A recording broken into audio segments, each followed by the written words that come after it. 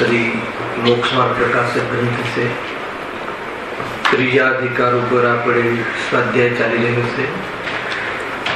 Topic છે દુઃખના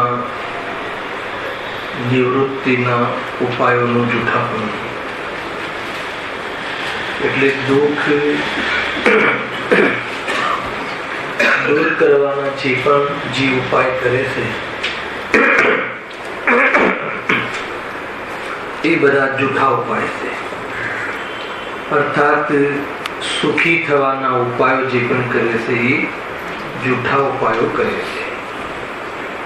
એના પહેલા એ સુખ સંબંધી શું માન્યતા ધરાવે છે કે મોહના આવેશમાં વિષય ગ્રહણ કરવાની ઈચ્છા કરે છે અને એ ઈચ્છાની પૂર્તિને સુખ માને છે। આ બેઝ ઉપર ટોટલ ટોપિક ચાલે છે। વિષય ગ્રહણ કરવાની ઈચ્છા એટલે કે સર્વ પદાર્થોને હું જાણ ગ્રહણ કરવું એટલે કરી લઈએ છીએ ને આપણે। સર્વ પદાર્થોને હું જાણ, સર્વ પદાર્થોની જાણકારી રાખું, સર્વ પદાર્થોની જાણકારી રાખું એવી આસક્તિ। અને સર્વ પદાર્થોની જાણકારી શું કામ રાખું કે જાણકારી એટલા માટે કે એ પદાર્થોને ગ્રહણ કરી અર્થાત એનું નિમિત્તપણું મેળવી એ સામગ્રીને પ્રાપ્ત કરી અને એને ભોગવું અને સુખી થવું। સુખ સંબંધી એની આ કન્સેપ્ટ છે, સુખ સંબંધી આ એનો દૃષ્ટિકોણ છે। તો સર્વે પદાર્થોને જે જાણવાની એની ઈચ્છા છે અને એને જાણવાની જે આસક્તિ છે એના માટે શું ઉપાય કરે છે? તથાપિ સર્વ પદાર્થોને જાણી લેવાથી સુખની પ્રાપ્તિ થાય છે એમ નથી। સુખની પ્રાપ્તિ તો સર્વ પદાર્થોને જાણવા વાળા સ્વભાવને જાણે, ખ્યાલ આવે કે નહીં? અને સ્વભાવમાં રહે તો સ્થિર તો સુખની પ્રાપ્તિ થાય। એક તો એ કન્સેપ્ટ છે। નાસ્તિથી કહીએ તો મોહનો અભાવ થાય અથવા ઈચ્છાઓનો અભાવ થાય તો સુખી થાય। અને સર્વ પદાર્થોને જાણવાની ઈચ્છા પણ ઈચ્છાનો અભાવ થતા સર્વ પદાર્થોનું જાણવું બને છે। આ બધા કન્સેપ્ટ ઘણી ચર્ચાઓ થઈ ચૂકી છે, પણ એનું વિઝન કયા વિઝન ઉપર ફોકસ છે અને ચર્ચાનું એ પહેલા આપણે એ વિષયને સમજીએ છીએ। શું કહ્યું શું ભાઈ કે વિષય ગ્રહણ કરવાની ઈચ્છા, સર્વ પદાર્થોને જાણી લઉં હું તો સુખી થઈ જાઉં, કે હું એક આત્માને જાણી લઉં તો સુખી થઈ જાઉં। અને આજના શ્લોકમાં એક કથન આવ્યું હતું, એકને જાણે એને સર્વને જાણે, અને સર્વને એ જ જાણે કે જે એકને જાણે। ખ્યાલ આવે કે નહીં? અને એકને જાણે એને મોહ ન રહે, અને મોહ ન રહે એટલે સુખી થાય। આ બધા પ્યોર સિદ્ધાંતો છે। સૈદ્ધાંતિક કથનો સમજી લો આને ચિન્હભાઈ। એકને એટલે આત્માને, જ્ઞાયક ભાવને, જાણવાના સ્વભાવને। સર્વને જાણવા વાળો જે જાણવાનો સ્વભાવ છે એને જાણે। અને એને જાણવું ક્યારે કહેવાય કે સર્વ પદાર્થો પ્રતિ જે આસક્તિ છે, જ્ઞેયો પ્રત્યેની એની માન્યતા છે એ છૂટી જાય, એના પ્રત્યેની પ્રીતિ છે છૂટી જાય તો જ્ઞાયકને જાણ્યો કહેવાય। આ લોજિક ન્યાય છે। આ તો કુલ મળીને શું માને છે? વાત ક્યાંથી નીકળી? ભૂલ શું કરે છે? સુખમાં સુખ સામા કઈ રીતે માને છે કે હું બધા પદાર્થોને ગ્રહણ કરું। ગ્રહણનો પહેલો અર્થ શું લેવો છે આપણે? જાણવું। અને બીજો અર્થ શું લેવો છે? ભોગવું। બે અર્થ ઉપર આખો ટોપિક ચાલી રહ્યો છે ક્યાંથી। તો બધા પદાર્થોને જાણો, એ જાણવા માટે એનો ઉપાય શું કરે છે? બધાને જાણવા માટે ઉપાય શું કરે છે કે જેના માધ્યમથી જાણવું થાય છે એવી ઇન્દ્રિયોને પ્રબલ કરવા, એને પૃષ્ઠ કરવા અનેક પ્રકારના ઉપાય કરે છે। જો ત્યાં આપણે આવ્યા હતા અંતમાં પેજ નંબર 50 ઉપર છેલ્લી બે લીટી પહેલા પેરેગ્રાફ। માટે ભોજન આદિક વડે ઇન્દ્રિયો પુષ્ટ કરવાથી કાંઈ સિદ્ધિ થતી નથી. શું કામ એ ભોજન આદિથી ઇન્દ્રિયોને પુષ્ટ શું કામ કરે છે? ઇન્દ્રિયોને પ્રબલ શું કામ કરે છે? આંખને બરાબર, કાનને બરાબર શું કામ રાખે છે? કે એના દ્વારા વિષય ગ્રહણ કરવાની શક્તિ વધે, અર્થાત ભોગવવાની શક્તિ વધે. ઇન્દ્રિયોને પ્રબલ કરવા પાછળનો હેતુ એ છે. પરંતુ બધા પદાર્થોને વિષય ગ્રહણ અથવા જાણવાની શક્તિ તો ક્યારે વધે એ લખ્યું છે નીચે. સમજો, લખ્યું છે કે પરંતુ કષાયાદિ ઘટવાથી કર્મનો ક્ષયોક્ષમ થતા જ્ઞાન દર્શન વધે છે. કેટલી ટર્મ્સ આપી? વિષયની જાણવાની શક્તિ અથવા જ્ઞાન દર્શન વધે અથવા ક્ષયોક્ષમ વધે, જ્ઞાનનો ઉઘાડ વધે તો પદાર્થોની જાણવાની શક્તિ વધી કહેવાય. પરંતુ એ જાણવાની શક્તિ કોના આધારથી વધે? નિમિત્ત તરીકે કર્મનો ક્ષયોક્ષમ, જ્ઞાનાવળીનો કર્મનો ક્ષયોક્ષમ થાય, બરાબર છે. અને ઉપાદાન તરીકે કષાય નાસ્તિ રૂપ ઉપાદાન, કષાય ઘટવાથી અને કષાય મટવાથી. કષાય મટે, કષાય ઘટે તો કર્મનો ઉઘાડ, તો જ્ઞાનનો ઉઘાડ વધે છે.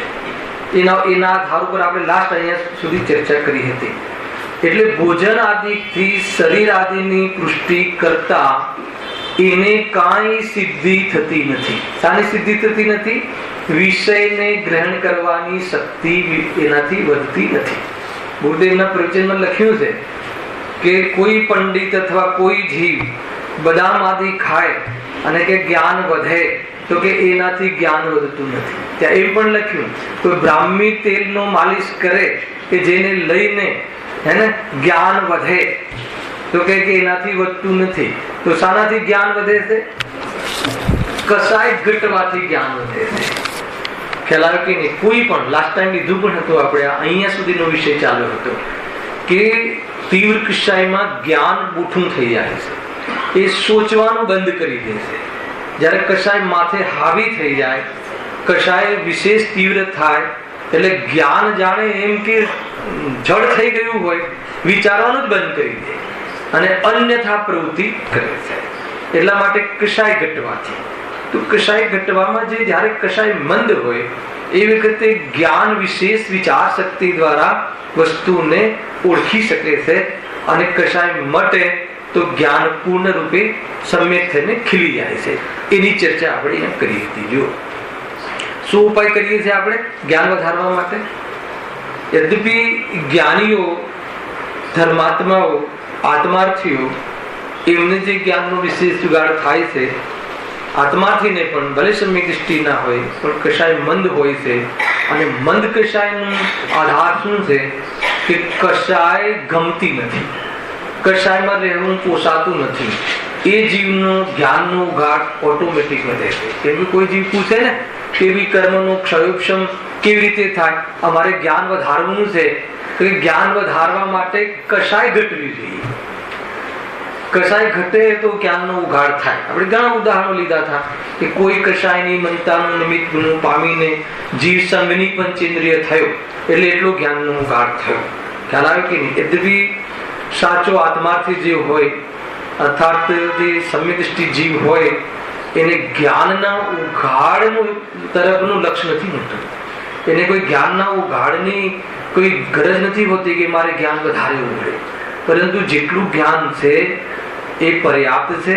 અને આત્મસન્મુખ કેવી રીતે થાય એની એને વાસ્તવમાં એ તરફની ગરજ તો હોય છે, પરંતુ જ્ઞાનના ઉઘાડની એની ગરજ નથી હોતી. પ્રાય એવું જોવામાં આવે છે કે આત્મલક્ષ્ય વગરના જીવો ધાર્મિક ફિલ્ડમાં પણ, સ્વાધ્યાયના ફિલ્ડમાં પણ ક્ષયોક્ષમ વધારવામાં પડ્યા છે.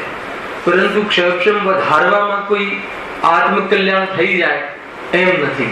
ક્ષયોક્ષમ એટલું જ જરૂરી છે કે દેહથી આત્મા ભિન્ન છે, અર્થાત તો મારામાં દેહનો ત્રણેય કાળે અભાવ છે, રાગ આત્માના સ્વરૂપ નથી. એ રીતે નિર્ણય કરી અને રાગાદિની પુષ્ટિ ન કરે અને જેના લક્ષથી રાગાદિ થાય છે પદાર્થોનો પ્રેમ છોડી અને સ્વરૂપ સન્મુખ અગર જ્ઞાન કરે તો કહે છે કે એને કેવલ જ્ઞાન નામની વૃદ્ધિ પ્રગટ થઈ જાય છે.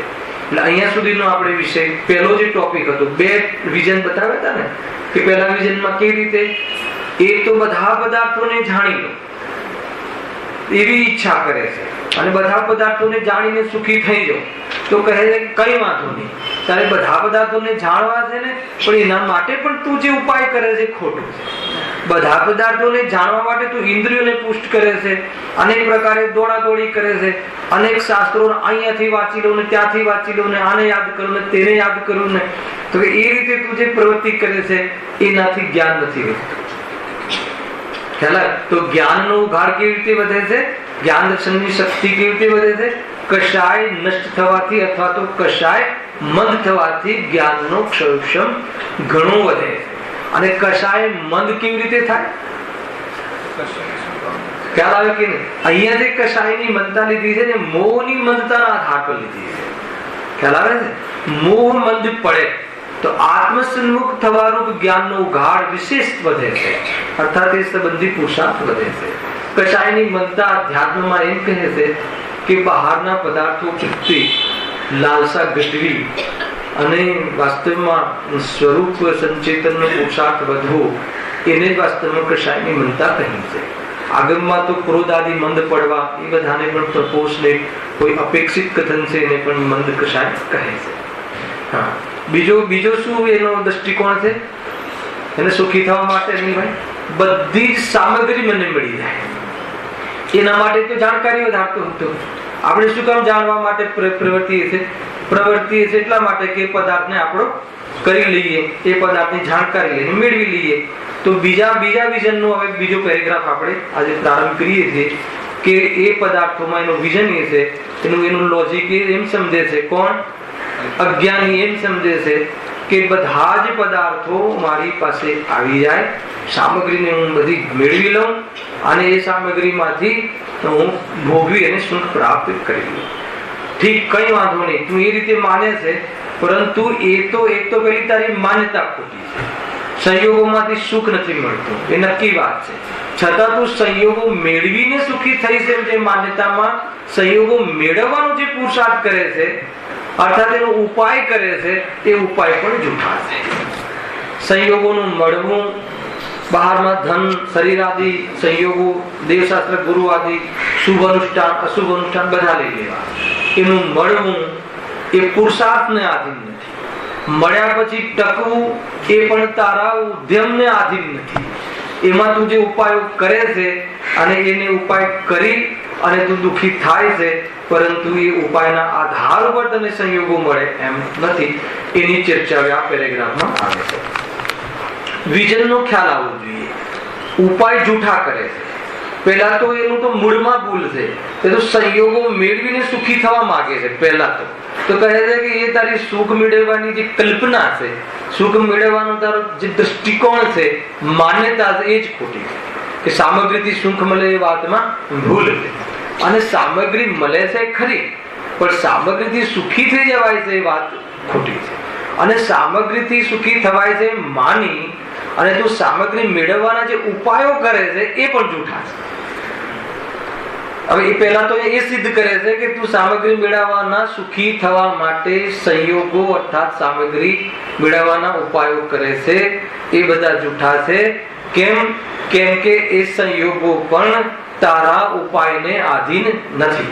જો વળી વિષયોનો સંયોગ મેળવે છે, બરાબર? સંયોગ મેળવે છે એટલે એ પદાર્થોને પ્રાપ્તિ અર્થે પુરુષાર્થ કરે છે, અને કર્મના ઉદયથી એને બહારના સંયોગો પણ મળે છે. માની લો સંયોગો મેળવે છે, પણ તે ઘણા વખત સુધી ટકતો નથી, અથવા સર્વ વિષયનો સંયોગ મળતો જ નથી. મૂળ ટોપિક શું ચાલે છે? દુઃખ દૂર કરવાના ઉપાય. તો આ દુઃખી થવાના ઉપાય કરે છે કે દુઃખ દૂર કરવાના ઉપાય કરે છે? સમજવા જોઈએ, સમજી રાખજો. અને આપણે સંયોગો મેળવી એને ટકાવવા માટેના ઉપાયો, અને પેલા તો મેળવવા માટે જે કરવું પડે એ કરે, બરાબર છે? છતાં એનાથી નથી મળતા. તો શાનાથી મળે છે બધું આગળ લખ્યું છે. અચ્છા, મેળવે છે અને મળ્યા, જે રીતે મળવાના હતા તે મળ્યા. મળ્યા પછી શું લખ્યું છે? ઘણા વખત સુધી ટકતો નથી. તો આ શું ઉપાય કરે છે? આ પોઝિશન કાયમી રહે. જે પોઝિશન મળે ને એમને ચક્રવર્તી પદ કે જે એ કાયમી રહે એવા ઉપાયો કરે છે, પણ સંયોગો કાયમી ટકતા નથી અથવા સર્વ વિષયોનો સંયોગ મળતો જ નથી. તેથી શું થાય? તેથી તે આકુળતા રહ્યા જ કરે છે. કેમ? સંયોગો ન મળ્યા એટલે, સંયોગો ન મળ્યા, સંયોગો ન ટક્યા એટલે આકુળતા રહે છે કે શાનાથી આકુળતા રહે છે? સંયોગમાં સુખ નથી, સ્વભાવમાં સુખ છે એવું ન માનવાના કારણે, હે ને? કેમ કે સંયોગ પરદ્રવ્ય છે, એનું આવવું અને એનું ટકવું એ તારે આધીન નથી અને એમાંથી સુખ મળતું નથી. એક સૂત્ર અહીંયા મેં લગભગ 4 સૂત્ર હંમેશા કહું છું, એ યાદ રાખવા જેવા છે, શિફ્ટ મેમરી છે, કે સંયોગો ઉદય અનુસાર મળે છે, બરાબર છે.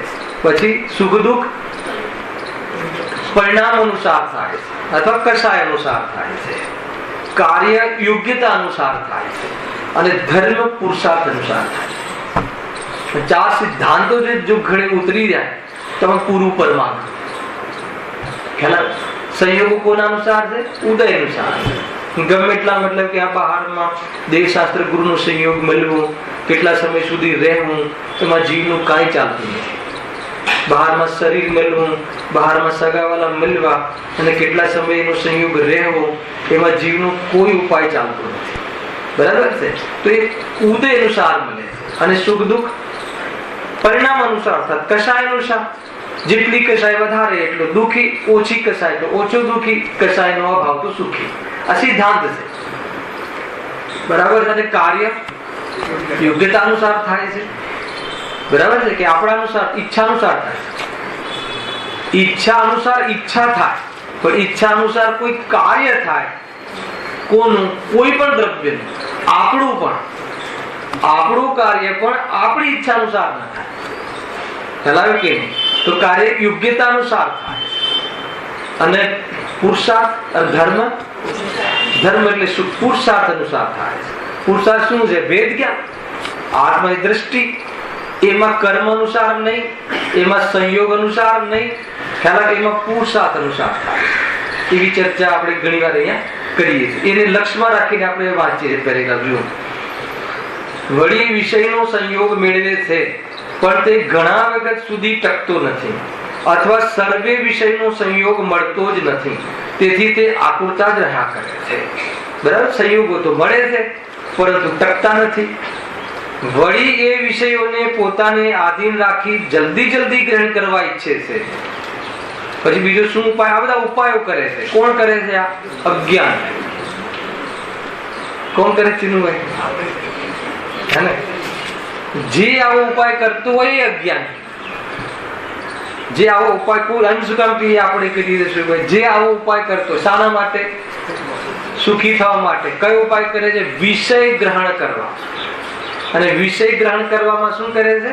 સંયોગો મેળવવા માટે પુરુષાર્થ કરે છે. મેળવે છે સંયોગો, અને સંયોગો તો કર્માધીન છે. હમણાં કહ્યું પણ.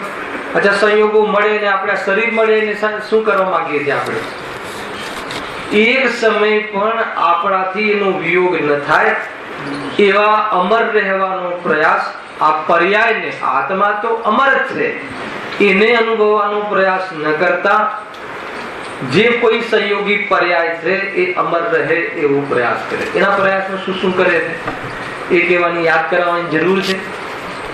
બધા ખોટા ઉપાય કરે. અચ્છા, એ ઉપાયમાં શું થાય છે? આકુરતા થાય છે. કેમ આકુરતા થાય છે? કેમ કેમ થતું નથી ને? આપણા ઉપાય પ્રમાણે પદાર્થનું પિંડમન થતું નથી, એ ટકતા નથી. સંયોગો કાયમી થોડા ઘણા ટક્યા તો આપણા કારણે ટક્યા કે નહીં? થોડા ઘણા ટક્યા અને થોડા મળ્યા એ તો આપણા પુરુષાર્થથી મળ્યા કે નહીં?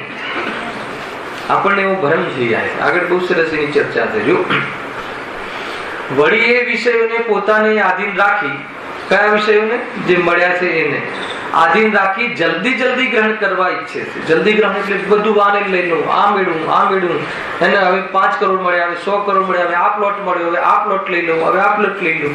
વિષય જલ્દી જલ્દી ગ્રહણ એટલે ઉતાવળીઓ રહે છે કે આખી દુનિયાને શું કરી લો? મુઠ્ઠીમાં કરી લો. હે ને? કેવું સરસ લાગે સ્લોગન. એ ધીરુભાઈ વખતે આવેલું ને, આખી દુનિયા ક્યાં છે? આપણે એની મુઠ્ઠીમાં કેવું લાગે? આપણને કોઈની મુઠ્ઠીમાં રહેવું ગમે કે દુનિયાને આપણે મુઠ્ઠીમાં રાખવું ગમે? શું ગમે? શું ખ્યાલ? કોઈને પરાધીન થવું ગમે, કોઈને પરાધીન રાખવું ગમે, પણ કોઈને સ્વાધીન થવું ગમતું નથી. જેમ કે વસ્તુનું સ્વરૂપ સ્વાધીન. ઘણા જીવો એવા હોય ને કે કોઈને આધીન જીવવાની એને આનંદ આવે નહીં, આપણે તો તમારા આધાર પર જ રહેશે. અને કોઈ એવું હોય કે બધાને આધીન રાખીને સુખી થવા માંગે, અને ખરેખર સુખ સ્વાધીનતામાં છે. પરાધીનતાનું નામ જ દુઃખ છે. 100% આપણે આખા જીવનમાં આ જ ઉપાયો ચાલે છે. શાના ઉપાયો ચાલે છે? દુઃખી થવાના. શાના માટે કરીએ છીએ? દુઃખ દૂર કરવા માટે. આ લોજિક તમે બરાબર સાચવજો, વાત બરાબર ધ્યાનમાં રાખજો. જે પણ કોઈ આપણે ઉપાય કરીએ છીએ દુઃખ દૂર કરવા માટે કરીએ છીએ, પંડિતજી અહીંયા આપણને સિદ્ધ કરી આપશે કે તું જે ઉપાય કરે છે ભલે તું દુઃખ દૂર કરવા માટે કરતો હોય પણ તારા ઉપાય જૂઠા છે. પછી પૂછશે છેલ્લા પેરેગ્રાફમાં, અને દરેક પેરેગ્રાફની છેલ્લી લીટીમાં અને અંતમાં બોલ તારો નક્કી નિર્ણય થયો કે જે તું ઉપાય કરે છે જૂઠા છે? તો તારો સ્વાધ્યાય અહીંયા સાર્થક છે. નિર્ણય પ્રતીતિ તો પછી તું કરી લેજે, પેલા નિર્ણય તો કર. નિર્ણયમાં બહુ બલ છે ભાઈ, પ્રતીતિમાં સત્ય આત્મબલ છે. નિર્ણયમાં જ્ઞાનની ગુણ કસરત છે. નિર્ણય થવું પણ બહુ મોટી વાત છે. પ્રતીતિ ખરેખર પુરુષાર્થ છે, પણ એના પહેલાનું જે સ્ટેપ છે ને કે નિર્ણય થવો જોઈએ. અને નિર્ણયમાં અભ્યાસ મુખ્ય. જ્ઞાનને અભ્યાસમાં રાખો, જ્ઞાનને હંમેશા આ રીતે વિચારમાં રાખો. એ બહુ જરૂરી છે. બહુ ગહેરાઈથી આ વાત વિચાર કરવા જેવી છે. ચંદ્રકાંત ખ્યાલ આવે છે કે નહીં? આપણે પ્રેક્ટિકલ બનો, પ્રેક્ટિકલ અને પ્રયોગમાં લાવો. પ્રેક્ટિકલ શું છે? પ્રેક્ટિકલ નથી, પ્રેક્ટિકલ લાવો. આપણે ઘણા બધા કહો પણ છો કે આપણે પ્રયોગાત્મક ચર્ચાઓ ચાલે છે, બરાબર? તો ખરેખર પ્રેક્ટિકલ શું છે? ખરેખર જે આપણે સમજીએ ને, કોઈ ખૂણામાં બેસી જઈએ અને હું ગાયક છું, હું શુદ્ધ છું અને એ વિચાર કરીએ, એ પ્રયોગ નથી. પ્રયોગ તો શું છે કે વિષય કષાયના પ્રસંગોમાં, વેપાર આદિના પ્રસંગોમાં, ભોગના પ્રસંગોમાં આ કન્ક્લુઝન આવે, આ નિર્ણય આવે, નિષ્કર્ષ આવે. શું નિષ્કર્ષ આવે? કે ખરેખર કોઈ વસ્તુ મળી જાય તો સુખી થઈ જવાય એવું છે. હવે પ્રસંગોમાં તો જવું જ પડે છે. લગ્ન પ્રસંગો, વેપાર આદિના પ્રસંગો જેવી વિષય કષાયના પ્રસંગોમાં આખું જીવન આપણું વર્તું હોય છે. તો ત્યાં પ્રેક્ટિકલ શું? ત્યાં સિદ્ધાંતની સિદ્ધિ કરો. એનું નામ કે જ્ઞાનને જીવંત રાખો. હર પ્રયોગ એનું નામ પ્રયોગ. તો હું ગાયક છું એની સિદ્ધિ થશે, તો હું શુદ્ધ છું એની સિદ્ધિ થશે, નહીં તો નહીં થાય. નિષ્કર્ષ શું આવે છે? ખ્યાલ આવે છે? એના માટે ત્યાં જવું જરૂરી નથી, પણ જવાના જે ઉદયો આવે છે, જે જવું પડે છે, એ રીતે જે જવાનું થાય છે, એ જ આ નિષ્કર્ષમાં આવી શકશે, નિર્ણયમાં આવી શકશે, નહીં તો નહીં આવે. હોશે જાય છે, હર્ષ ઘણો લાગે છે, એને ભોગવમાં હર્ષથી ભોગવે છે, તો એના નિષ્કર્ષ આવવું બહુ કઠિન છે, અસંભવ છે. શું કહે છે? પકડાઈ રાખો. પ્રયોગ.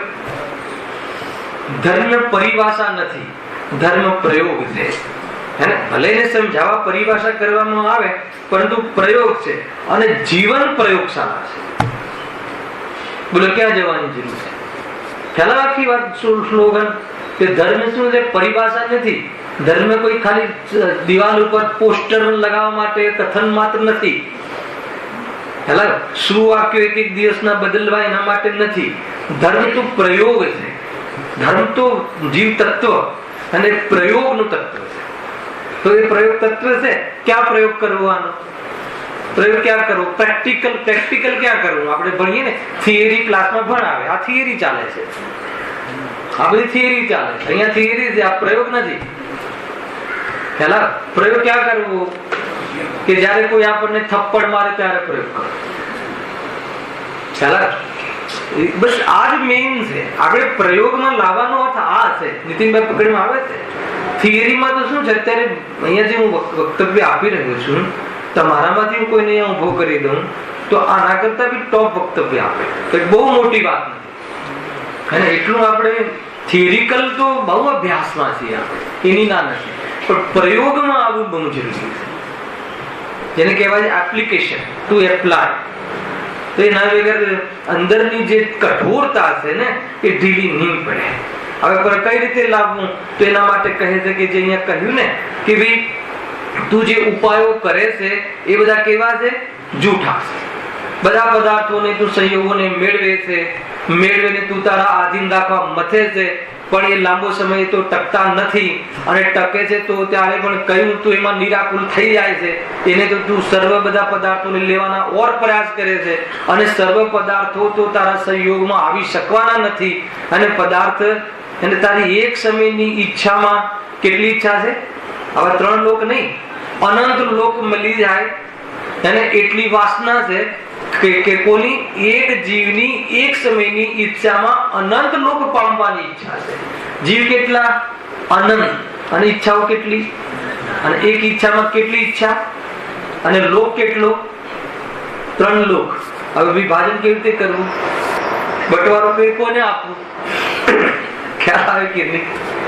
ગણિત પણ નથી બેસતું. ભાગલા પાડવા હોય ને આપણે તો પણ પોસિબલ નથી. એટલે જે મળે છે, અચ્છા મળી જાય, કોઈને એવું સંતોષ થયો આજ સુધી કે આપણે બહુ થઈ ગયું? થાકીને સંતોષ કરીને નામ સંતોષ નથી. હાલ કેટલા બી મળ્યા હોય ચંદ્રકાંત રૂપિયા, પણ ક્યારે એવું થયું કે બસ થઈ ગયું, હવે કેમ નથી થતું? તો કહે છે કે હજુ મેળવું. પછી આગળ લખ્યું પંડિતજી કે વિષયોનો સંયોગો તો સર્વ વિષયનો સંયોગો તો મળતા જ નથી, હે ને? પંચભૂતગલ પરાવર્તનમાં અનંત વાર બધાને મળી આવ્યો, પણ એકે સંયોગ પોતાનો થયો નહીં ને. મળવાનો અર્થ ખબર છે? મળવાનો અર્થ ક્યાં મળી જવું એમ નહીં, પોતાનું થઈ જવું. એક પરમાણુ પોતાનું થઈ ગયો, એક પરમાણુ. જે રોજ આપણે સજાવીએ છીએ, નવડાવીએ છીએ, સરસ રાખીએ છીએ, એના માટે બધું કરીએ છીએ. શું બધું? એટલે એના માટે બધું કરીએ છીએ. એમાં બહુ મોટું સંસારનો મતલબ કે અભદ્ર સ્વરૂપ છે. એના માટે જે કંઈ કરવું પડે કરીએ. 5 પાપો કરીએ છીએ એના માટે. આના શરીર માટે કરીએ, પોતાના માટે થોડી કરીએ. પોતાનું માનીને કરે છે, પણ પોતાના માટે તો આત્મા, એના માટે તો કાંઈ કરતો નથી. આત્મા માટે શું કર્યું? સ્વાધ્યાય શાના માટે કર્યું? આત્મા માટે કરે. સમજમાં આવે છે કે નહીં? અરે બહુ સહજનો માર્ગ છે આ. તો બહુ સહજ થઈ જાય જીવ. માન લો કે ઘણી વખત આપણે જે આત્માથી લોકો કહેવાઈએ છીએ, નામના મોક્ષાર્થી લોકો, અર્થાત તો મુમુક્ષુ, તો એનું ભેદ જ્ઞાન કેવું છે બતાવું તમને. બહુ તમને લાગશે કે આપણે ક્યાં ચંદ્રકાંત સાંભળવા જેવું. આપણે ભેદ જ્ઞાન કેવી રીતે કરીએ છીએ ખબર છે? આપણને માનો કે પૂદગલનો મહિમા ન આવવો જોઈએ, આપણને ગુરુદેવે શીખવાડ્યું. હવે આપણે ક્યાં લગાવીએ છીએ ભેદ જ્ઞાન? કે તમને તમારા પ્રસંગોમાં હું આવ્યો તો તમને કોઈ બહારમાં ઠાઠ બાઠ મેં જોયું, તો હું ભેદ જ્ઞાન કેવી રીતે કરું છું? અરે આમને કેવો મહિમા આવે છે પૂદગલનો. ખ્યાલ? આમ પૂદગલનો કઈ મહિમા કરવા જેવો છે? આપણને તો પૂદગલનો મહિમા આવતો નથી. ખ્યાલ? ખરેખર પૂદગલનો મહિમા ન આવવો એનો અર્થ કે આત્માથી ભિન્ન પૂદગલ છે, આત્માનો મહિમા આવતા સહજ રહેવું. પણ સહજ ન રહેતા મને મહિમા નથી આવતો અને તમને મહિમા આવે છે, એમ પર્યાય ભેદથી બહારમાં ભેદ કર્યો, પણ અભેદની દ્રષ્ટિમાં. આ સૌથી મોટો રોગ મુમુક્ષુમાં ઘૂસેલો. ફેલાવે કે નહીં? આપણે ભેદ જ્ઞાન કેવી રીતે? માનો કે તમે રાત્રિ ભોજન ના કરતા હોય, બરાબર છે, અને કોઈ પ્રસંગમાં ગયા તો ત્યાં 7 વાગ્યા સુધી 8 વાગ્યા સુધી રસોડું ચાલતું હોય, તો માન લો કે તમે એ તરફનો રાત્રિ ભોજનનો તમને મહિમા નથી, કે બહારને ઠાઠનો મહિમા નથી, તો એનો મહિમા નથી તો તમે સહજ થઈ જાવ ને. મહિમા ન હોય એનો શું? સહજ રહેવું. જયારે એની સાથે મારે કઈ સંબંધ જ નથી, મારે એટલે આત્મા, એમ ભેદ જ્ઞાન કરવાનું હતું. આપણે ભેદ જ્ઞાન કેવી રીતે કર્યું? આપણને મહિમા નથી આવતો એ ભાવ, અને તમને મહિમા આવે છે એ ભાવ, એમ કરીને આપણે બંને વચ્ચે ભેદ જ્ઞાન કર્યું. બહારના પદાર્થોમાં ભેદ જ્ઞાન કર્યું, પણ એ ભાવનો મારા આત્માથી ભિન્ન છે, અને મને મહિમા નથી આવતો એ પણ ભાવ હું નહીં, એ રીતે આત્માનો મહિમા આવવો જોઈએ. એની જગ્યાએ આપણે બહારનો ભેદ જ્ઞાન કર્યો. તો કહે છે કે આ તો ક્લેશ છે.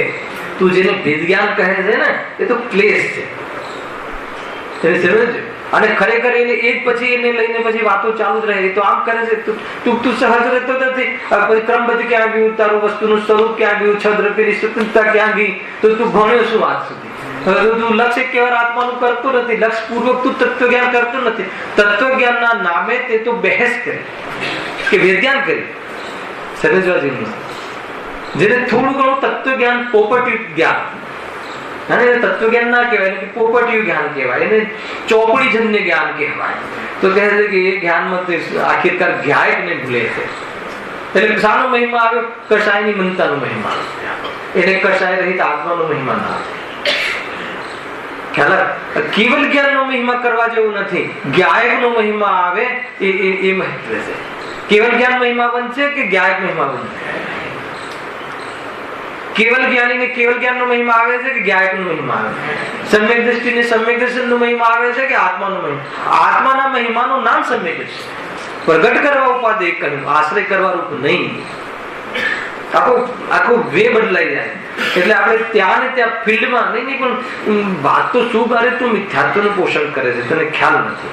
વાત તું ભલે તત્વની કરતો હોય, આ રીતે થાય. એને વેદ જ્ઞાન ના થયું, એ તો વાસ્તવમાં પર્યાય બુદ્ધિ થઈ. મને પૂતગલનો મહિમા નથી અને તમને પૂતગલનો મહિમા છે, ખ્યાલ? એ પર્યાય બુદ્ધિ છે કે આત્મદ્રષ્ટિ છે? હું સમ્યક દ્રષ્ટિ અને તમે મિથ્યા દ્રષ્ટિ, તો મેં પર્યાયથી જોયું કે પર્યાય રહિત જોયું? ખ્યાલ? આખી વાત બદલાઈ જાય તો કે એમ ભેદ જ્ઞાન નથી. તો આપણે વાત ક્યાંથી આવી કે ભાઈ જે ઉપાય કરવાની વાત છે ને, પ્રયોગ હોવો જોઈએ. વાત ત્યાંથી આ કેવી સર્વ પદાર્થો આપણે આથી તો થતા નથી, અને જે પદાર્થો કર્મ ઉદયથી મળે છે એ પણ તો ટકતા નથી. તો નિષ્કર્ષ શું આવવું જોઈએ કે ખરેખર એના પ્રત્યેના જે હું ઉપાયો, પાપ, વિકલ્પ, સંકલ્પ અને સમર્પણ જે કરું છું મારા જ્ઞાન દર્શનનું, એ વ્યર્થ છે. એવો નિષ્કર્ષ આવવું, એ પ્રયોગમાં આવવું, ત્યાં આત્મતત્વ જીવંત રાખવું, ત્યાં વાસ્તવમાં જ્ઞાનમાં અભ્યાસમાં રહેવું, અને એવા અવસરમાં રહેવાથી જે અંદરની કઠોરતા છે એ કઠોરતા અંદરમાંથી ભંગ થાય છે. એ સિવાય નથી થતી. આ પ્રયોગ હર વાતમાં, હર મોમેન્ટમાં, હર અવસરમાં નિષ્કર્ષ આવવું જોઈએ કે આ ઉપાય જૂઠો છે. આ ઉપાય જૂઠો છે એવા નિષ્કર્ષનું નામ જ વાસ્તવમાં એ જ્ઞાનનો અભ્યાસ છે. કે કોઈ કહે કે આત્મામાં આમ કરવાનું તો કઈ હોતું નથી. કોઈ પ્રવૃત્તિ બદલીને કઈ પુરુષાર્થ કરવાની વાત નથી. દ્રષ્ટિ બદલીને, જ્ઞાનની સોચ બદલીને, એની દિશા બદલીને, એનો દૃષ્ટિકોણ બદલવો, એ પુરુષાર્થ છે. આત્મામાં કયો પુરુષાર્થ છે? આત્મા મેળવવા માટે કયો પુરુષાર્થ કરવાનો છે? કોઈ જંગલમાં બેસી જવાની વાત છે? અને આવા પુરુષાર્થીઓ જંગલમાં જોવા મળે એ વાત સાચી છે, પણ જંગલમાં જઈને જો પુરુષાર્થ કરે એમ નથી. પુરુષાર્થ આત્મામાં થાય છે. અને આત્માના પુરુષાર્થ વાળાને બહારના પદાર્થોનો રસ નથી આવતો, એટલે 4-10 દિશાઓની વચ્ચે મહાન પુરુષની જેમ વિચરે છે. ખ્યાલ આવે કે નિસર્ગ જ વિચરે છે. એને કોઈ બહારમાં લેપ કે વસ્ત્ર કે શણગાર કે બહારમાં કોઈ વસ્તુના અવલંબનની જરૂર નથી હોતી. એનું નામ મહામુનિનાથ છે. આખો કન્સેપ્ટ જુદો છે. નવીન પકડમાં આવે છે આખી વાત એ રીતે. વેદ જુદી દ્રષ્ટિથી વાત ચાલે છે. જે આપણે દેખાય છે એ ધર્મ નથી, અંદરમાં જે વર્તાય છે ધર્મ. અને એવું વર્તાય ને બહારમાં આ વેશ હોય છે, એ આખી વાત નિમિત્ત નૈમિત્તિક વાત છે. આખું લોજિક આ રીતે ચાલે છે. બહુ સુંદર વાત છે. તમે પ્રયોગમાં, જીવનમાં કસાય આવે તો ડરો નહીં. તમે ઉપાય તમારો એક કસાય આવે ત્યાં પ્રયોગ મૂકો, જ્ઞાનને હાજર કરો. એમ કહે છે ને, અભ્યાસમાં લાવો કે આ કસાય આવે છે અને હું જે કરી રહ્યો છું અને જે હું માનું છું અને જે છે એ બંનેમાં કાંઈ અંતર છે કે નહીં. અને એ અંતર જયારે ખ્યાલ આવી જશે તમને, ત્યારે એ કસાય તમને નિરર્થક દેખાશે. અને નિરર્થક દેખાશે એટલે અંદરમાં કસાયનું જોર ઘટશે અને મોહનું જોર ઘટશે. અને મોહનું જોર ઘટશે તો આત્માની સન્મુખતા જ્ઞાનમાં વધશે. અને એ સન્મુખતામાં આગળ દ્રષ્ટિ ભળી જશે તો પરમાર્થ દ્રષ્ટિ ખુલી જશે. એનું નામ છે મોક્ષ માર્ગનો પ્રારંભ. આખું સ્વરૂપ આ છે. આ બધા તો ઉપાયો જૂઠા છે. કયા ઉપાયો કરે છે? અજ્ઞાની બધી સામગ્રી મેળવવાનો ઉપાય કરે છે, લખ્યું. પછી શું કરે છે? વળી એ વિષયોને પોતાને આધીન રાખી જલ્દી ગ્રહણ કરવા ઈચ્છે છે. ખ્યાલ? કરોડપતિ ક્યારે થવું છે? કાલે કે આજે કે હમણાં?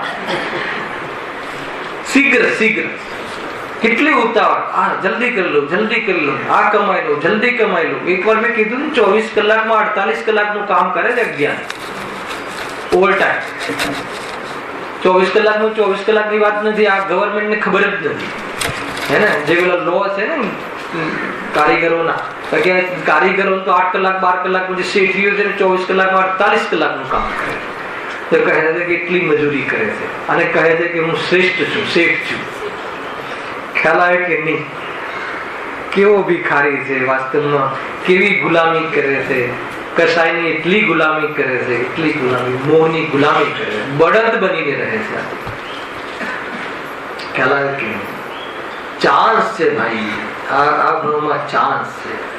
અત્યારે અવસર છે, ખરેખર અવસર है ना? ये है संकल्प विकल्प में जीवन जती रहे. जिया कब तक उलझोगे संकल्प विकल्प. चालती थी काले स्वतंत्र विधान में, कब तक उलझोगे. એ રીતે છેલ્લો અવસર હશે, માન લો કે આ અવસર એટલે કે આ સંઘની પંચેન્દ્રપણું જો એમાં ઉપાય ન કર્યો કે અનંત કાળ સુધી ફરીથી આવો ચાન્સ નહીં મળે. એ બહારના જીવોની અવસ્થાઓ, તુચ્છ જીવો જે મનની યોગ્યતા વાળા નથી, એવા જીવોને જોઈને કમસે કમ વૈરાગ્ય આવી જવું જોઈએ. લાઈટ ચાલુ કરતા 5, 25, 50, 100, 200, 1000 જીવડા આવી જાય અને ત્યાં ને ત્યાંનું આયુષ્ય સમાપ્ત થઈ જાય, તો એવા ભાવો આવી જશે તો શું કરશો? વિચાર કરવા જેવું. વળી એ વિષયોને પોતાને આધીન રાખી જલ્દી જલ્દી ગ્રહણ કરવા ઈચ્છે છે, પણ તે પોતાને આધીન રહેતા નથી. કેમ નથી રહેતા? લખ્યું છે કારણ કે જુદા જુદા દ્રવ્ય પોતપોતાને આધીન પરિણમે છે. સિદ્ધાંત અને હવે નિમિત્ત સિદ્ધાંત. વાક કર્મોદયને આધીન પરિણમે છે. બરાબર છે? શું કરે? કર્મ નિમિત્ત કથન છે. કારણ કે જુદા જુદા દ્રવ્ય પોતપોતાને આધીન પરિણમે છે, ઉપાદાનનું કથન છે. વાક કર્મોદયને આધીન પરિણમે છે, અર્થાત તો એક કર્મ નિમિત્તમાં હોય અને એ પ્રમાણે પોતાના ઉપાદાનથી પરિણમે છે. પરંતુ કોના આધીન નથી પરિણમતા? ખ્યાલ આવે? શું કેવું? આમાં જીવનું કોઈ ફેક્ટર જ ના આવે, રોલ જ ના આવે. શરીરનું મળવું, શરીરનું ટકવું, ધનનું મળવું, ધનનું ટકવું, ઇજ્જતનું, યશનું મળવું, અપયશનું મળવું, એ બધું કોના આધીન છે? બહારમાં સંયોગો મળવા, ઇવન દેવશાસ્ત્ર ગુરુ મળવા, બહારમાં પરિસ્થિતિઓ બનવી, આ બધું જે છે એ શું કહ્યું? એ તો પોતપોતાના પદાર્થને આધીન છે. પોતપોતાના આધીન એટલે એ શરીરનું ટકવું, એ શરીર પણ એક પદાર્થ છે ને, એમાં બી પદાર્થો છે ને, પરમાણુઓ, તો એને આધીન છે. અને બીજું કોને આધીન છે? આપણી સાથે મેચઅપ થવું, આપણા સંયોગમાં રહેવું, એ કર્મ ઉદયને આધીન છે. અને શરીરનું લાલ, પીળું, સફેદ, મોટું, પતલું થવું એ પોતપોતાને આધીન છે, એટલે શરીરને આધીન છે. એમાં જીવને આધીન તો કાંઈ નથી. અને જીવ પૂરું જીવન શું કરે છે? અહંકાર કરે છે કે મારે આધીન છે, હું કરું. જીવ તો એકદમ બહાર જ રહ્યો. ખ્યાલ આવે કે નહીં? ગજબ છે. જીવને એવું લાગે છે કે પૈસા હું કમાઉં છું. ખ્યાલ આવે છે કે નહીં? પૈસા કમાય છે કે નહીં? પૈસા કેવી રીતે મળે છે? પુરુષાર્થથી પૈસો મળતો નથી, અર્થાત તો પરદ્રવ્યમાં પુરુષાર્થ થતો જ નથી. સૌથી પહેલા ભૂલ પરદ્રવ્ય પુરુષાર્થ કરવાની ભૂલ કરે છે. પરદ્રવ્યમાં જીવનો પુરુષાર્થ ચાલતો જ નથી. તો કોઈને એમ થાય કે શું વાત કરો, ઘણી વખત ગ્રુપમાં આવી ચર્ચા થાય, નાના ગ્રુપમાં આપણે 2-4 જણ બેઠા હોય તો કોઈ જીવ ઉગ્ર પણ થઈ જાય, શું વાત કરે છે, એમને પૈસા થોડી મળતા હશે? સવારે દુકાન જવું પડે કે ના જવું પડે, માલ લેવા વિકલ્પ કરવો પડે કે ના કરવો પડે, ઉઘરાણી જવું પડે કે ના જવું પડે, ઓર્ડર લેવા જવું પડે કે ના જવું પડે? બોલો ચિનુભાઈ, નિર્ણય કરો. એના વગર મળે? એના વગર મળે? અરે વાત એમ નથી, વાત એમ છે કે કાર્ય કશાની વાત છે કે ગ્રાહકોની તિજોરીનો માલ આપણી તિજોરીમાં આવવું. બરાબર છે? મૂળ વાત તો એ છે ને, એ ધન આપણી તિજોરીમાં આવવું, તો ત્યાંથી એ ક્ષેત્રથી આ ક્ષેત્રમાં આવવું એ પૂતગલનું થયું, એ પૈસાનું થયું. તો એ જે કાર્ય થયું, એ પુરુષાર્થ થયું, એ કોનામાં હોય? એનામાં હોય ને, કે આપણામાં હોય? પુરુષાર્થ આપણે કરીએ અને યોગ્યતા પૈસામાં થાય, એવું બને? તો પૂરું એમાં છે, તો પછી આપણો શું રોલ છે? ખ્યાલ? તો કે આપણે જે વિકલ્પ કરીએ છીએ એનું શું? આપણે યોગ અને ઉપયોગ લાગે છે કે નહીં? યોગ એટલે બહારમાં આત્માના પ્રદેશનું ચંચલપણું, અર્થાત એ પ્રમાણેનું હલનચલન આત્માનું પણ, અને આપણો ઉપયોગ અને અર્થાત વિકલ્પ. તો એમાં નિમિત્ત છે. સાંભળજો, કર્મ ઉદય જે છે આત્માના, પેલા તો એ પૈસાનું ત્યાંથી એ તિજોરીમાંથી આ તિજોરીમાં આવવું એ એનું સ્વતંત્ર ફંડમેન્ટ છે, 100% એનું ઉપાદાન છે. અને આ તિજોરીમાં જ કેમ, જીનુભાઈની તિજોરીમાં કેમ નહીં? તો કહે છે એમાં કર્મ નિમિત્ત છે, એ અંતરંગ નિમિત્ત છે. અને બહિરંગ જે નિમિત્ત છે એ આત્માનો વિકલ્પ અર્થાત એનો યોગ અને ઉપયોગ છે. એમાં બહિરંગ નિમિત્તનો તો નિયમ નથી અને અંતરંગ નિમિત્તનો નિયમ છે, અને કાર્ય ઉપાદાનથી થાય. આ ત્રણ વાત કઈ સમજમાં આવે તો બહુ ઊંચી વાત છે. શું કહ્યું? બહિરંગ નિમિત્તનો તો નિયમ નથી. કેમ? કે ઘણીવાર એવું જ થતું જોવામાં આવે છે કે આપણે વિકલ્પ ન કરીએ, આપણો ઉપયોગ ન લાગે તો બી ધન મળતું હોય છે. કે હંમેશા વિકલ્પ કરવાથી જ મળ્યું છે. ખ્યાલ? તમે એક 100 શેર લઈને મૂક્યા અને તમારી કલ્પના એટલી જ હતી કે 100 ના 200 થશે. તમે ઊંઘી ગયા રાત્રિમાં, સવારે ઉઠીને જોયું તો 10,000 ભાવ. તમે શું કર્યું? તમારો વિકલ્પ તો 100 નો 200 નો જ હતો ને. ખ્યાલ? અરે ઘણી વખત તમને જેટલા બી અત્યારે જમીનના ભાવો ચાલ્યા, કે જે લોકોએ વિચાર બી નહીં કર્યો હોય, રાતોરાત અરબપતિ થઈ થયા કે નહીં, તો બતાવો કે એમાં એને કયો ઉપયોગ લગાવ્યો અને કયા વિકલ્પો કર્યા અને કયો પુરુષાર્થ કર્યો. તો એ મેં કહે છે કે બહિરંગ, જેમ આપણે વેપાર આદિ કરીએ છીએ તો એમાં બહિરંગ ઉપયોગ અને એ તો બહિરંગ નિમિત્ત છે, પણ એમાં અંતરંગ નિમિત્ત જ્યાં સુધી એ પ્રમાણેનું ન હોય તો એ પ્રમાણે બહારમાં ધનની પ્રાપ્તિ થતી નથી. ખ્યાલ? અંતરંગ નિમિત્તમાં માનો કે પાપનો ઉદય હોય તો ઉપાય તો ધન મેળવવાનો કરે, પણ ધન જતું જોવા મળે છે. જેટલા બધા આપણે ઉપાયો કરીએ છીએ એ દરેકને ધન પ્રાપ્તિ અવશ્ય થાય જ છે કે જાય પણ છે. અને શાના માટે પ્રયાસ કરીએ છીએ આપણે? ધનની પ્રાપ્તિ થાય. એનો અર્થ એ થઈ ગયો કે આપણા ઉપયોગ જે નથી આવતું એ નિમિત્ત પણ નહીં, તો ખરેખર તો જવામાં નિમિત્ત બન્યો આપણો ઉપયોગ. ઘણા કે ઘેર બેઠા હોય તો શાંતિથી આ ભૂલ જ ના પડે, પૈસા જતા ના રહે. ઘણી કે ખાલી ખોટું જઈને તમે છોકરાને વચ્ચે હસ્તક્ષેપ કરીને રૂપિયા જતા રહે. હવે એ બી ઉલટો, એના કારણે ગયા એમ માને છે. કોઈ એમ માને છે કે આના કારણે આવ્યા, કોઈ ઠેકાણું નથી. કોના કારણે આવ્યા અને કોના કારણે ગયા એનું ઠેકાણું નથી, અને આયા ક્યાં એનું તો ઠેકાણું જ નથી. શું કહ્યું? એક તો સંયોગમાં આવ્યા, આત્મામાં તો આવતા જ નથી. સૌથી મોટી ભૂલ આત્મામાં આવતા નથી. એનો શું? કે આત્માને તો કોઈનાથી લાભ જ નથી, એવું તો જીવ માનતો જ નથી. અને સંયોગમાં આવ્યા એ બી તો કહે છે કે ઉપાદાનમાં કોણ? સ્વયં એ પદાર્થની યોગ્યતા, અને નિમિત્તમાં કોણ? કર્મનું નિમિત્ત, અને અંતરંગ નિમિત્ત, અને બહિરંગ નિમિત્ત કોણ? જીવનો ઉપયોગ. બહિરંગ નિમિત્તનો તો કોઈ નિયમ બનતો નથી. ખ્યાલ આવે કે નહીં? એમને કરોડો રૂપિયા કોઈ આપી જતું હોય છે, એમને એમાં કયો ઉપાય કર્યો? તો ઉપાયથી ચાલતું નથી. વાત એ નથી. વાત એ છે કે ભલે એ મળ્યું પણ જીવ સુખી થયો. માની લો કે મળ્યું, ઉપાય કર, તમે જે રીતે માનવી એ રીતે લઈએ કે ચલો તમારા ઉપાયથી મળ્યું, બરાબર છે? ઉપાયથી મળ્યું અનિલભાઈ, ચલો માની લઈએ. વાત એ નથી કે મળ્યું કે ના મળ્યું, વાત એ છે કે જીવ સુખી થયું કે નહીં, આકુરતા મટી કે નહીં, એ બતાવો પહેલા. પ્રશ્ન એનો છે. અહીંયા પ્રશ્ન આકુરતા મટાડવાનો છે. કર્મના ઉદયથી મળ્યું કે તમારા પુરુષાર્થથી મળ્યું કે કોઈની મતલબ કે કોઈની મતલબ એક પ્રકારથી તમારા પર દયા આવી ગઈ ને મળ્યું, જે રીતે મળ્યું એ રીતે મળ્યું, એની વાત નથી. વાત એ છે કે આકુરતા મટી. પ્રશ્ન એ છે તો કે આકુરતા મટતી નથી. આકુરતા તો મોહ મટવાથી મટે છે. આકુરતા તો કસાય મટવાથી જ મટે છે. છેલ્લે કન્ક્લુઝન એના પર લાવવું છે પંડિતજી. એટલે એક તો તું માને છે કે સામગ્રી મળવાથી સુખી થઈ જઈ છે, માન્યતા ખોટી. એક. બીજું શું? સામગ્રી મેળવવામાં તો એ માને છે કે હું બુદ્ધિશાળી છું, હું પ્રયાસ કરું છું એટલે મળી, એ બી ભૂલ. સામગ્રી બી તારા પુણ્યના ઉદયથી મળે છે, એમ અહીંયા કહે છે. એટલે ગુરુદેવ કહે છે બહુ એક કથન જ્ઞાની ના હોય ને એમાં ઘણું કેવું હોય કે આત્માએ શું કર્યું? પૈસા કમાવા આત્માએ શું કર્યું? આત્મા શું કમાયો? તો ગુરુદેવ કહે છે આત્મા મમતા કમાયો. આત્મા મમતા કમાયો કે આત્મા પૈસા કમાયો? પૈસા કમાવાના કાલમાં આત્મા પૈસા કમાયો કે મમતા કમાયો? મમતા કમાયો ખબર છે? મમતા કમાયો એનો અર્થ કે દુઃખનું કારણ કમાયો કે સુખનું કારણ કમાયું? આશ્રમની પ્રાપ્તિ થઈ ને, એનાથી એક તો દ્રવ્ય કર્મ આવ્યા અને તાત્કાલિક આશ્રવ ભાવ થયા. આકુરતા આકુરતા આકુરતા આદિ મધ્યમાં આકુરતા રહી. બતાવો કે એને સુખી થવાના ઉપાયો કર્યા કે દુઃખી થવાના ઉપાયો કર્યા? દુઃખ દૂર કરવામાં દુઃખી થવાના ઉપાયો કર્યા કે દુઃખ દૂર કરવાના ઉપાયો કર્યા? તો કહે કે તારા સર્વ ઉપાયો જૂઠા છે. એની સિદ્ધિ કરે છે. આ જોરદાર પ્રમેય છે, આ પ્રયોગ છે. આપણી એક એક જીવનની હર નસ પકડી છે પંડિતજી.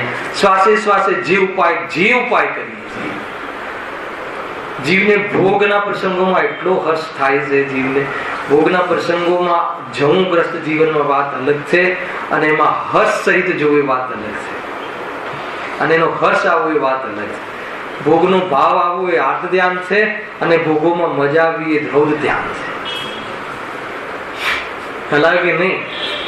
લગ્નનો વિકલ્પ આવવો એ આર્ત ધ્યાન છે અને બહુ મજા આવી એ રૌદ્ર ધ્યાન છે. ખાવાનો ભાવ એ આર્ત ધ્યાન છે અને ખાવામાં મજા આવી એ રૌદ્ર ધ્યાન છે. અને ડીશ બનાવી 1000 રૂપિયાની એ આર્ત ધ્યાન છે અને ડીશ સરસ બની એ રૌદ્ર ધ્યાન છે.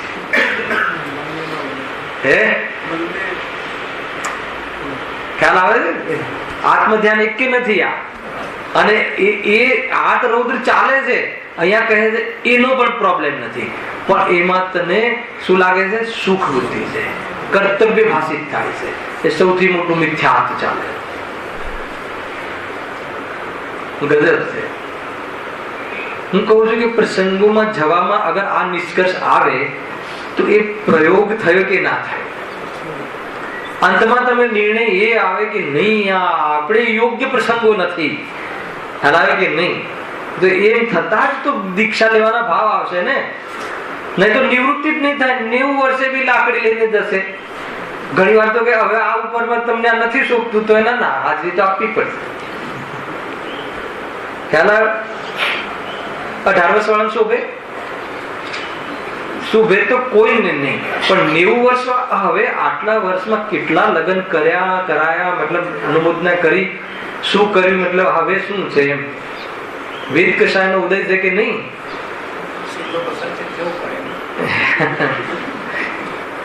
વાત એ નથી જવું પડે, વાત એ છે કે ઉપયોગ ત્યાં લાગેલો રહે છે અને ઉપયોગ ત્યાં લાગેલો રહે છે તો આત્મકલ્યાણનો અવસર ચુકાય છે. મૂળ વાત એ છે. ત્યાં જઈને બધા ભેદ જ્ઞાન કરતા છે એવું છે. ભેદ જ્ઞાન કરે કે એની સાથે અભેદ કરે. અને આગળ આવ્યું ને વર્તમાનમાં સામર્થ્ય નથી એટલે એના જ્ઞાનમાં સ્મરણમાં રાખેલું હોય ને, અમારે બી આવું હતું, મારા દીકરા બી આવો ઠાટ કર્યો હતો, કરી નાખ્યું એને પોતાનું. આ જોઈએ મતલબ કે જેટલા પાપ લાગવા જોઈતા હતા ને ફરી લાગે છે. કોઈ ક્રિયામાં પાપ થોડી છે, એની ભાવોમાં પાપ. એ તો ભાવ હોય ને આ પાછું સ્ટેટમેન્ટ આપીએ ને ચલો ક્રિયામાં તો પાપ નથી ને, અરે ક્રિયા ભાવ પૂર્વક થાય છે અને ઘણીવાર ક્રિયા ના હોય તો પણ ભાવમાં તો પાપ થાય જ છે. એટલે કુલ મળીને પાપ તો ભાવોમાં. આખું લોજિક આ રીતે છે. ક્રિયાનું ફળ નથી હોતું, ભાવોનું ફળ હોય. ક્રિયા સમાન હોય ને ભાવ અલગ અલગ હોય એટલે ભાવોના આધાર પર કર્મ બંધ પડે. આપણે બંને જમવાની ક્રિયા, તમે 2 રસગુલ્લા ખાધા, મેં 2 રસગુલ્લા ખાધા, તમે મતલબ કે 1 વાટકી દૂધ પીધું, મેં 1 વાટકી દૂધ પીધું, આપણે બંને બાજુમાં બેઠા છીએ, ક્રિયા સમાન છે અને બંધ ભાવ અનુસાર થશે, પરિણામના અનુસાર થશે અને ધર્મ વેદ જ્ઞાનના અનુસાર થશે, પુરુષાર્થના અનુસાર. ત્યાં એક સાથે બધું ચાલે, એક સાથે. મતલબ એનું નામ પ્રયોગ છે. ખ્યાલ આવે છે? પ્રયોગ પ્રેક્ટિકલ બનવાની વાત છે ભાઈ. તમે અભ્યાસમાં રહો, વિચારની વાત નથી, આનંદ લેવાની વાત છે, રસ લેવાની વાત છે. રસ ભોગોમાં આવે તો કે તારો અભ્યાસ નથી. અને કસાયોમાં રસ ન આવે, રસ ના આવે એટલે કસાયોમાં આકુરતા ભાષિત થાય તો કહે છે કે તું આત્માનો રસ લેવા માટેની પાત્રતા ધરાવે છે. પણ કસાયોમાં જેને આકુરતામાં આનંદ આવે કે નહીં વાંધો નહીં, અમને તો આ બધું ખંજવાળ વાળું વાત આવ્યું ને, ખંજ કરે, શું કહે નહીં, ખુજલી કરે અને આ ખુજલીમાં આનંદ આવે પણ એનું શરીર છોલાય છે ને ખ્યાલ નથી. તો ઉદાહરણ ગયું પેલાના પેરેગ્રાફ, બહુ જોરદાર વાત છે. અને એટલા માટે શું કહ્યું કે પ્રયોગમાં લાવો, તત્વને પ્રયોગમાં લાવો. તત્વને બુદ્ધિનો વિષય, માત્ર બુદ્ધિનો વિષય નહીં બનાવો, માત્ર સ્મરણ શક્તિનો વિષય નહીં બનાવો. એવા તત્વને શ્રદ્ધાનો વિષય બનાવો, તત્વને અભ્યાસનો વિષય બનાવો, તત્વને પ્રયોગનો વિષય બનાવો. તમે જો આત્મામાં મતલબ કે પરિણતિમાં એવી જાગો જલાલી અને એવો આનંદ આવશે કે દુનિયાની કોઈ બી પરિસ્થિતિમાં જે પ્રભાવિત ન થાય એવું અપ્રભાવી અંદરમાં રહે તો એ મધ્યસ્થ રહીને સ્થિરતાનું વિધન કરી શકે છે. બાકી તો એ આને આમ, આને તેમ, આને આમ કરવું જોઈતું હતું, આને આમ નતું કરવું જોઈતું હતું, અમે પણ આવું કર્યું હતું, અમે પણ કરીશું. નેક્સ્ટ વારા પછી વારો, તારા પછી મારો. મેં એવું સાંભળ્યું હતું સ્લોગન હમણાં. ગજબ છે. પણ લગ્નમાં કોઈ વાર જઈએ ને તો બે ભાઈ કે તમારે ત્યાં બી હા વારા પછી વારો, તારા પછી મારો. હવે હું બીજું તારી પાછળ આપ કરવાના, તાનો વારો. સમજ આવે છે કે નહીં? આ રીતે છે બહુ. મતલબ પંડિતજી એક પ્રકારથી એવી ધુલાઈ કરે છે આપણા પરિણામ, તો સાનો હર્ષાય છે, હર્ષ સાનો આવે છે. ભોગમાં આસક્તિ કમજોરી છે, ખ્યાલ આવે કે નહીં? એ કોઈ આત્માની શક્તિ કે આત્માનો પરિચય નથી, એ કોઈ આપણા સ્વરૂપની શાન નથી. ખ્યાલ આવે છે? ભાઈ જો હવે એવા પ્રકારના કર્મનો બંધ, હા હવે એવા પ્રકારના કર્મનો બંધ યથાયોગ્ય સ્વભાવ થતા જ થાય છે. અને પછી ઉદયમાં આવે છે કે પુરુષાર્થ કરવાથી નહીં, આપણને એક ઉપાય તો બતાવી દીધો. શુભભાવ કરવાથી એવો કર્મનો બંધ થાય એને, અને પછી સામગ્રી મળે તો શુભભાવ તો કરીએ ને. એ નથી કે હું કે તું બહારમાં જે પ્રયાસ કરે છે એનાથી નહીં, તારી કોઈ કશાયની મનતાથી કર્મનો બંધ થાય છે. શુભભાવ ક્વોલિટી એક પણ ભેદ અનેક. શુભભાવ એના ફળ, એના બંધ બી અનેક, એનો ઉદય બી અનેક. એક જ પ્રકારના શુભભાવ. માનો કે તમે સાંભળીને શુભ ભાવ તમારો ચાલે છે, મારે બોલીને શુભ ભાવ ચાલે છે, અને દરેકની યોગ્યતા અલગ, ક્ષમતા અલગ. માનો કે એક જ જે ફિલ્ડ છે આપણે ધર્મનું, તો દરેકની યોગ્યતા અલગ. કોઈને ભક્તિ જબરજસ્ત જ્ઞાનનો એ સંબંધી ઉઘાડ હોય, કોઈને શાસ્ત્રની પ્રેઝન્ટેશનની ક્ષમતા અલગ હોય. દરેકની ક્ષમતા અલગ, દરેકનો ભાવ અલગ, દરેકનો બંધ અલગ. કુલ મળીને આશ્રમનું પેટ એક. ખાતામાં ખતરવું હોય તો આત્માથી ભિન્ન, પણ એટલી બધી બારીકી છે આની અંદર કે તમે કોઈ વિશે કોઈ બી કોમેન્ટ્સ કરવી તમારી નિરર્થક છે. આપણે આખું જીવન કોમેન્ટ્સ કરીએ છીએ, બીજાને જોઈને આપણો અભિપ્રાય આપીએ છીએ. તો કહે છે કે તને અભિપ્રાયનો દોષ તને ખ્યાલ નથી, કે જબરજસ્ત દોષ છે અભિપ્રાય. શાંતિ રાખ અને ઉલઝ્યા વગર તું તારા સ્વરૂપની વાસ્તવમાં સન્મુખતાનો ઉપાય કર. દુનિયાની સામે જોવા જેવું નથી, પોતાની સામે જો. દુનિયાની સામે જોઈશ તો પોતાની સામે જોવાનું ચૂકાઈ જશે. સ્વરૂપ આવું છે. એ તો નિરૂપણ પદ્ધતિ હોય ત્યારે શાસ્ત્રમાં આપણને પ્રેરિત કરવા માટે આ બધું કહે. અને વિદ્વાનોને આ પંડિત ટોડરમલજીને એ વખતે પણ એ થતું હશે કે હું હજુ બહાર છું, મોક્ષવાદ પ્રકાશક લખતા છતાં પણ એમને એ વાત કેવી, આ લખીને હું તો મારા ઉપયોગને સંકેલવાનો પ્રયાસ કરું છું. બહારમાં ઉપયોગમાં મારી કોઈ જગ્યાએ કશાયોમાં ઉપયોગ લાગતો હોય તો ત્યાંથી નિવૃત્તિની વાત છે, પ્રવૃત્તિની વાત નથી. જો હા, હવે એવા પ્રકારના કર્મનો બંધ યથાયોગ્ય સ્વભાવ થતા થાય છે. અને પછી ઉદયમાં આવે છે પ્રત્યક્ષ જોઈએ છીએ. આમાં કઈ ગણિત, આમાં કોઈ જગ્યાએ શીખવાની જરૂર નથી. ખબર નહીં આ જીવને પ્રત્યક્ષમાં ખ્યાલ આવે છે કે 24 કલાક મજૂરી કરવા વાળા જીવને હાથમાં પાય નથી આવતી, અને 2 કલાક બેસી રહેવા વાળા જીવોને ખાલી 1 કલાક આવે ઓફિસે તો કરોડો રૂપિયા કમાય છે. તો એનો અર્થ એ થાય છે કે પ્રત્યક્ષમાં ખ્યાલ આવે છે કે પુણ્યના ઉદયથી મળે છે. બહારમાં ઉપાય અને બહારમાં ચતુરાઈ ને બહારના પાપથી નથી મળતું. તો બી જીવ એને એમાં જ પ્રવૃત્તિ કરે છે. ગજબની વાત છે. અને મૂળ વાત તો આત્માને મળે છે ક્યાં, એ તો ભૂલવાનું જ નથી. જે મળે છે એ તો બહારના સંયોગમાં આવે છે, અને સંયોગમાં સંયોગ આપણે આધીન નથી, સંયોગો ટકતા નથી, અને એમાં સુખ નથી. આ વાતને કન્સિડર કરીને વાત છે કે તને પુણ્યના ઉદયથી મળે છે. નહીં તો ઉલટું લઈ લેશે, ચલો પુણ્યના ઉદયથી તો મળે છે ને, ખ્યાલ આવે કે નહીં? અરે પુણ્યના ઉદયથી મેળવેલ સંયોગો પણ એમ કહીને તું પુરુષાર્થ કરે છે એ ખોટો પુરુષાર્થ છે અથવા તારો પુરુષાર્થ પરમાં ચાલતો નથી એનું જ્ઞાન કરાવવું છે. અને આગળના સ્ટેપમાં કે પુણ્યના ઉદયથી મેળવેલ સંયોગો પણ તારે આધીન નથી, ટકતા નથી. 2 અને બીજું કે એમાંથી સુખ આવતું નથી એનું લક્ષ્ય કરીને તું આકુરતા કરે છે. એટલે કુલ મળીને કોઈ પણ બાહ્ય સામગ્રી કોઈ સુખનું કે દુઃખનું કારણ છે નહીં. માત્ર સ્વરૂપમાં રહેવું એ સુખનું કારણ છે અને સ્વરૂપમાં ન રહેવું એ દુઃખનું કારણ છે. એટલે કુલ મળીને બધા સાથે 7 તત્વો એક પ્રકારથી દરેક પેરેગ્રાફમાંથી નીકળે છે. આખો વિષય પકડાય છે ચંદ્રકાંત, બહુ સરસ છે. પ્રયોગમાં રહો. જો છતાં જીવ અતિ વ્યાકુળ બની સર્વ વિષયોને યુગપત ગ્રહણ કરવા માટે બલખા મારે છે તથા એક વિષયને છોડી અન્યનું ગ્રહણ કરવા માટે આ જીવ એવા વાલખા મારે છે, પણ પરિણામે શું સિદ્ધિ થાય છે? ખ્યાલ શું લખ્યું? જોરદાર વાત લખી છે. છતાં આ જીવ અતિ વ્યાકુળ બની સર્વ વિષયોને યુગપત ગ્રહણ કરવા માટે વલખા મારે છે. આમાં જાણવા વાળું બી લેવું અને પદાર્થોને ભોગવવા માટે બી લેવું. બધા પદાર્થોને સાથે ભોગવું એવો ભાવ છે. આને બધું ભોગવું પણ કે તું એ રીતે પણ નથી ભોગવી શકતું. આગળ આખી પ્રવચન સાની ગાથા મૂકી છે. ખ્યાલ મતલબ કે ભોગવવામાં પણ તું આને ભોગવવા જઈશ તો આ રહી જશે, આને ભોગવવા જઈશ ખાવાના વિષયમાં જઈશ તો તારે પેલું ત્યાં જે સંધ્યા ચાલે છે સંગીત સંધ્યા ચૂકી જઈશ, ખાવા જઈશ તો એ ચૂકી જઈશ, સંગીત સંધ્યામાં રહીશ તો ખાવા ચૂકી જઈશ. બધું એક સાથે ભોગવી શકતું નથી. આપણે લગ્ન એક સાથે બધાને હોય છે તો એકનું જીન દર્શન, એકનું કુલેકું, એકનું મામેરું બધું ભોગવવું તો હોય છે પણ એક સાથે ભોગવાતું નથી. એવું સ્વરૂપ બહુ પરાધીનતા છે. ઇન્દ્રિય ભોગ પરાધીન બતાવી અનેક યુક્તિઓથી પરાધીન બતાવી અને એનો મોહ છોડાવો છે. સંકલેશ બતાવવા છે, પરાધીન બતાવવા છે, નાશવંત બતાવવા છે. પ્રવચન સાહેબની આખી 76મી ગાથા અહીંયા કોટ કરી છે આગળ પ્રવચન સાહેબ કે તું જેને સુખ માને છે ને એ કેટલા આકુરતામય છે ને કેવું એનું સ્વરૂપ છે. અને અંતમાં થાકીને તો ઘરે આવે ને હાસ બધું પતી ગયું તો સરવાળે ઘરે આવ્યા પછી જ શાંતિ મળે છે ને. તો શાંતિ હતી તો હવે થાય છે કે નથી? તો તે સીઝન ચાલે પછી નવીનભાઈ હવે બધું જ પતી ગયું કે હવે શાંતિ થઈ ગઈ.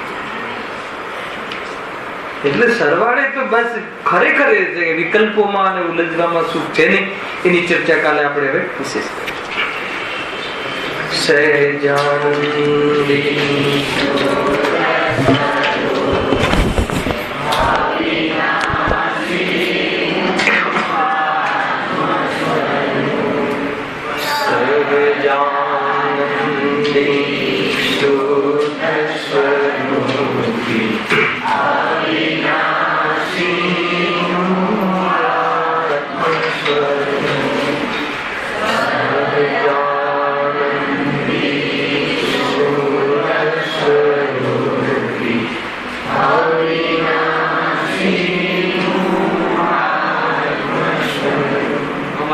विराजमान देवादिदेव सुंदर भगवान परिकाल सर्वज्ञ पुण्यचार्य देव अनंत कारी सदगुरु भगवती मात सनातन